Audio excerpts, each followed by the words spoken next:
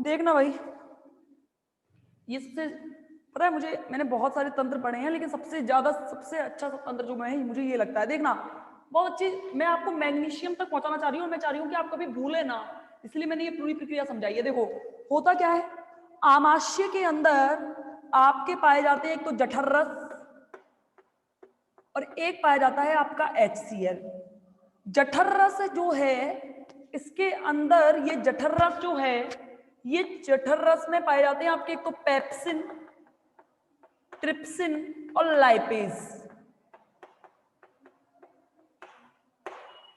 ये तीन पाए जाते हैं। तीन क्या है, ये तीन वर्णक हैं जो पेप्सिन, ट्रिप्सिन और लाइपेज, ये तीन एंजाइम जो हैं ये पाए जाते हैं आपके किसके अंदर, आमाशय के अंदर। ये तीनों एंजाइम भोजन को क्षारीय माध्यम प्रदान करते हैं। क्या प्रदान करते हैं, क्षारीय माध्यम। अब HCl जो है ये क्या करता है, एक इस जगह पर भी, और अगर भोजन में गलती से ये टाइलिन जिन सूक्ष्म जीवाणुओं को मार नहीं पाया है, HCl उन्हें बाकी के बचे हुए सबको मार देता है।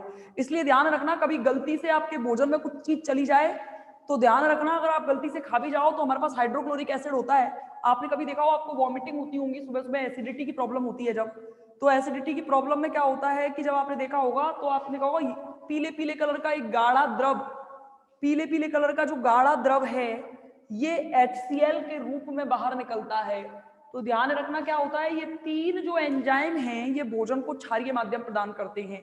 क्या प्रदान करते हैं, क्षारीय माध्यम प्रदान करते हैं। इसीलिए ध्यान रखना, इस क्षारीय माध्यम की कारण आमाशय में अगर गलती से आपने मैग्नीशियम खा लिया तो यहां पे मैग्नीशियम का अवशोषण होगा नहीं, यानी कि ये क्षारीय माध्यम होने की वजह से मैग्नीशियम +2 का अवशोषण आमाशय में नहीं हो पाता है। तो छोटी आंत के अंदर तीन पार्ट होते हैं जिसका नाम है ड्यूडेनम, जेजुनम और इलियम। ये तीन पार्ट होते हैं किसके, छोटी आंत के।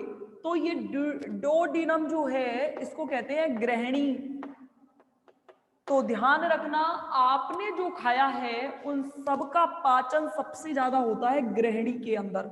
कोई आपसे पेपर में पूछे कि सबसे ज्यादा भोजन का पाचन कहाँ होता है, तो आप कहते हो कि पेट के अंदर ना, ये स्टोमक होता है, ये आमाशय को हिंदी में, पेट को शुद्ध हिंदी में जैसे आप पेट पेट कहते हो ना, हाँ पेट में भूख, नहीं पेट को भूख नहीं लगती, भूख लगती है आमाशय को। तो आप अगर गलती से कहते हो कि पेट में पच रहा है, तो खाना कभी भी पेट में नहीं पचता, खाना पचता है छोटी आंत के एक भाग है जिसका नाम है डोडिनम, डियोडिनम कहते हैं इसको। तो ध्यान रखना, इसको कहते हैं ग्रहणी। तो ध्यान रखना, मैग्नीशियम +2 जिनका पाचन आमाशय में नहीं हो पाता, जिनका अवशोषण आमाशय में नहीं होता, उनका अवशोषण कौन करता है, छोटी आंत की ग्रहणी के द्वारा क्या किया जाता है, उसका अवशोषण। और देखना, प्रोटीन संश्लेषण का जो एक पद होता है, वैसे तो बायोलॉजी का है, अगर मैं इनके बारे में बात करने लगी तो बहुत टाइम लग जाएगा। प्रोटीन संश्लेषण का जो पार्ट होता है, इसके प्रत्येक पद में जहां जहां प्रोटीन संश्लेषण की बात होगी वहां वहां मैग्नीशियम +2 का होना अनिवार्य है। बिना मैग्नीशियम +2 के प्रोटीन का संश्लेषण होगा नहीं। नेक्स्ट देखना, और क्या है इसके उपयोग, देखो एक पार्ट होता है जिसे कहते हैं रिलियोसोम। हमारे शरीर के अंदर एक जगह होती है जिसका नाम है रिलियोसोम। ये होता है जहां पे प्रोटीन का निर्माण होता है, प्रोटीन का निर्माण करने का स्थल।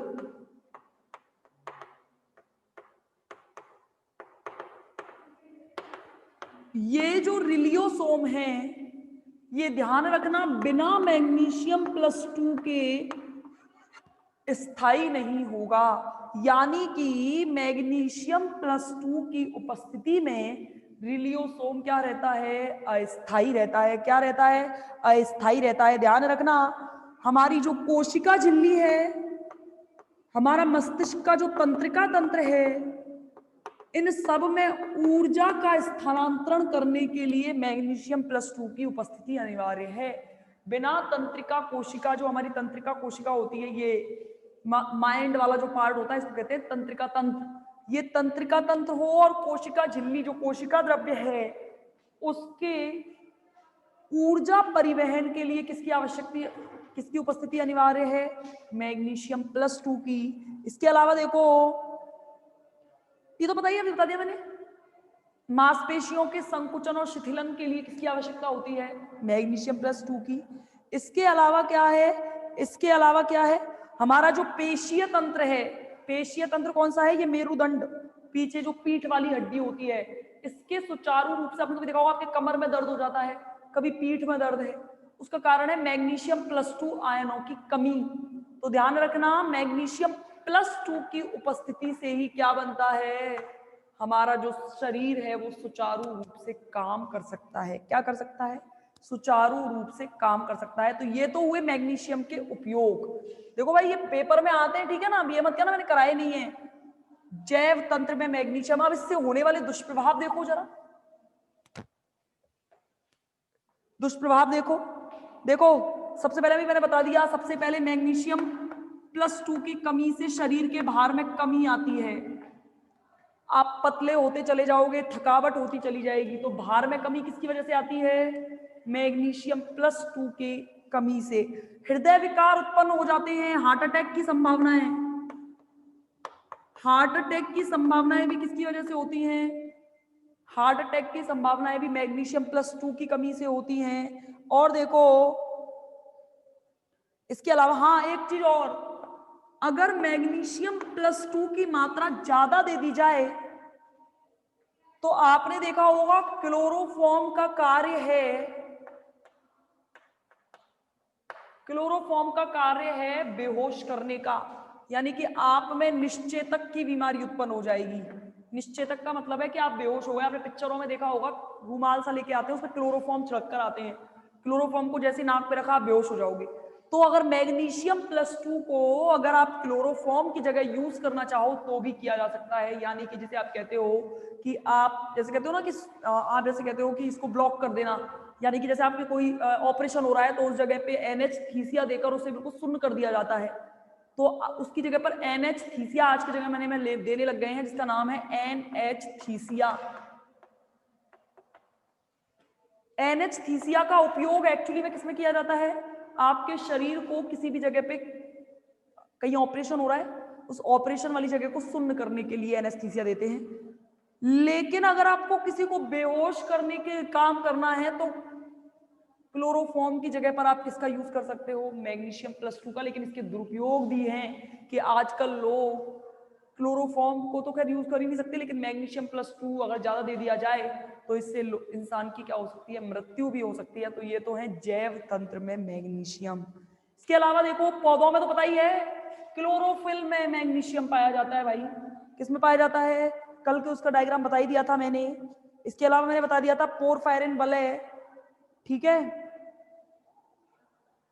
ये तो था आपका जैव तंत्र में मैग्नीशियम। पौधों में मैग्नीशियम का उपयोग आपने देख ही लिया है, सेम बिल्कुल, क्लोरोफिल की उपस्थिति। पौधों में मैग्नीशियम क्लोरोफिल की प्रेजेंस की वजह से दिया जाता है कि भाई क्लोरोफिल प्रकाश संश्लेषण में अनिवार्य है, पौधों की भोजन बनाने के लिए काम आता है, तो वहां पे हम यूज कर सकते हैं, ठीक है। ये हो गया आपका मैग्नीशियम। इसके अलावा जो है हीमोग्लोबिन मायोग्लोबिन मैंने कराई दिए हैं, सोडियम पंप मैंने कराई दिया है। इसके अलावा जो आपको बचा है साइटोक्रोम सी।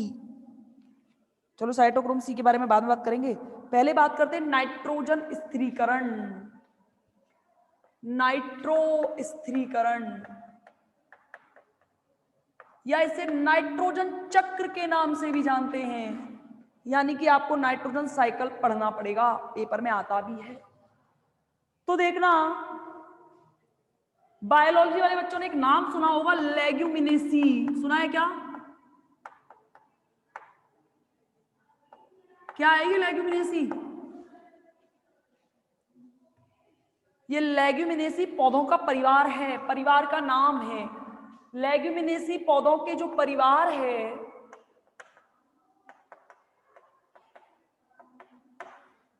क्या है, लेग्यूमिनेसी पौधों का जो परिवार है, इन पौधों की जड़ों में, पौधों की जड़ों में जो है वो आपका राइजोमियम, ये तो जानते हो आप, ये मेरे बस की नहीं है बताना कि ये क्या होता है, मैंने नहीं पढ़े कभी भी। राइजोबियम लेग्यूमिनेशियम बैक्टीरिया पाए जाते हैं। पाए जाते कि नहीं पाए जाते बच्चों, बताओ, पाए जाते कि नहीं पाए जाते? लेग्यूमिनेसी एक परिवार है पौधों का। इस पौधों के परिवार यानी कि इस प्रकार के परिवार पौधों की जड़ों में क्या पाया जाता है? लाइजोबियम लेग्यूमिनेशियम बैक्टीरिया पाए जाते हैं। और आपको पता होना चाहिए ये क्या करते हैं, ये क्या करते हैं, ये वायुमंडल में उपस्थित नाइट्रोजन जो होती है इसको नाइट्रो यौगिकों में परिवर्तित कर देते हैं। सबसे पहले क्या करते हैं? लेग्यूमिनेसी जो पौधे हैं इनकी जड़ों में पाए जाते हैं राइजोबियम लेग्यूमिनेशियम नामक बैक्टीरियाज पाए जाते हैं। ये बैक्टीरियाज नाइट्रोजन को, जो वायुमंडल में उपस्थित नाइट्रोजन है उसे किसमें बदल देते हैं? नाइट्रो यौगिकों में बदल देते हैं और अन्य पौधों के लिए क्या बनाते हैं? उपयोगी बनाते हैं। क्या बनाते हैं? उपयोगी बनाते हैं। ध्यान रखना, वायुमंडल में उपस्थित चाहे ऑक्सीजन हो चाहे नाइट्रोजन हो, इन सब दुनिया में जितने भी जीव हैं, इन सब जीवों का कार्य है इन सबको स्थिर बनाए रखना, संतुलित बनाए रखना। अगर आपने गलती से किसी भी चीज की कमी कर दी, आप कहते हो चलो आज हम बिल्ली को मार देते हैं या कुत्ते को मार देते हैं, इस पौधे की जड़ों को खत्म कर देते हैं, इसका मतलब आप प्रकृति का नाश कर रहे हो। यानी कि कहने का मतलब क्या है कि प्रकृति क्या है? डायरेक्ट कनेक्टेड है हमसे और हम कनेक्टेड हैं डायरेक्ट प्रकृति से। अगर प्रकृति सेफ है तो हम सेफ हैं। अब सोचो अगर पौधे मर गए, पौधे आपने उखाड़ के फेंक दिए, पौधे नहीं लगाए नए, तो क्या होगा? नाइट्रोजन जो है वो हम तक नहीं पहुंच पाएगी, और नाइट्रोजन हम तक नहीं पहुंचेगी, पौधों तक नहीं पहुंचेगी, तो हम पौधों पर आश्रित है पूरी तरीके से। हम खाते क्या है? पेड़ पौधे। हम खाते क्या है? फसल। अगर यही नहीं मिलेंगे तो इन सब चीजों से हमारा तो पक्का है कि हम मर जाएंगे। हम मर जाएंगे, प्रकृति भी मर जाएगी, सब खत्म हो जाएगा। तो ध्यान रखना, सबका संतुलित होना अनिवार्य है। तो इस प्रकार से नाइट्रोजन, ऑक्सीजन, इन सब का स्थिरीकरण वायुमंडल में और हमारी जैविक क्रियाओं में बहुत ज्यादा अनिवार्य है। तो क्या करता है ये जो परिवार है लेग्यूमिनेसी, इन पौधों का परिवार की जड़ों में पाए जाते हैं राइजोबियम लेग्यूमिनेशियम नामक बैक्टीरियाज पाए जाते हैं। ये क्या करते हैं? नाइट्रोजन को नाइट्रो यौगिकों में परिवर्तित करके पौधों के लिए उपयोगी बनाते हैं। अब क्या करते हैं? पौधे जो हैं इसका कर लेंगे अवशोषण। किसके द्वारा? जड़ों के द्वारा। क्या कर लेंगे? पौधे नाइट्रोजन का क्या कर लेंगे? अवशोषण कर लेंगे, और नाइट्रोजन का अवशोषण करके जो जड़ें हैं वो कर देती हैं प्रोटीन का निर्माण प्रारंभ। प्रोटीन संश्लेषण की क्रिया प्रारंभ हो जाती है। प्रोटीन संश्लेषण की क्रिया प्रारंभ हो जाती है, यानी कि इस प्रकार बैक्टीरिया द्वारा नाइट्रो यौगिकों में परिवर्तित करके पौधों की जड़ों के द्वारा प्रोटीन संश्लेषण के निर्माण की प्रक्रिया नाइट्रोजन का प्राकृतिक स्थिरीकरण कहलाती है। देखो कैसे, इसकी डेफिनेशन एक आरेख के द्वारा समझें तो देखो भाई, राइजोबियम लेग्यूमिनेसी, इसकी जड़ें जो हैं इनकी मतलब बैक्टीरिया, इनसे जो इनमें जड़ों में पाया जाता है बैक्टीरिया, ये बैक्टीरिया है। ये बैक्टीरिया क्या करता है? ये क्या करता है? वायुमंडलीय जो नाइट्रोजन जो आती है इनको मिलेगी वायुमंडलीय नाइट्रोजन, ये वायुमंडल है। वायुमंडल से क्या मिलेगी? नाइट्रोजन। ये नाइट्रोजन को ग्रहण करके किसमें बदल देंगे? नाइट्रो यौगिकों में। नाइट्रो यौगिकों में जैसे ही बदलेंगे, नाइट्रो यौगिकों में जैसे ही बदलेंगे पौधों के द्वारा संश्लेषित कर ली जाएगी।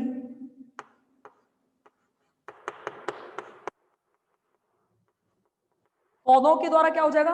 पौधों की जड़ों के द्वारा ये नाइट्रोजन नाइट्रो यौगिकों के रूप में अवशोषित कर ली जाएगी, और यहां से प्रोटीन संश्लेषण की प्रक्रिया क्या हो जाएगी?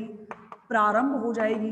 तो ये प्रोटीन यहां से लेके यहां तक वायुमंडलीय नाइट्रोजनीय स्थिरीकरण कहलाता है। यानी कि ध्यान रखना कि ये सब कुछ क्या कहलाता है? नाइट्रो स्थिरीकरण। इसके बारे में आप आगे चर्चा करेंगे कल की क्लास में कि आखिर होता क्या है ये आगे। और इसमें नाइट्रोजन चक्र बचा है और एक साइटोक्रोम सी है आई थिंक, और भी देख लेंगे कि क्या है क्या नहीं है। इसके अलावा कोई और टॉपिक बचेगा तो ठीक है, वैसे एक दो और बचे होंगे कल या परसों में, कल नहीं तो परसों तो खत्म हो ही जाएगी। इसका जो लास्ट यूनिट बचेगी हार्ट्स ऑफ एसिड बेस, सबसे ज्यादा जो लॉजिकल यूनिट है जिसे अच्छे से हम पढ़ेंगे, हार्ट्स ऑफ एसिड बेस। देखते हैं कब से स्टार्ट होती है। ठीक है, मिलते हैं कल।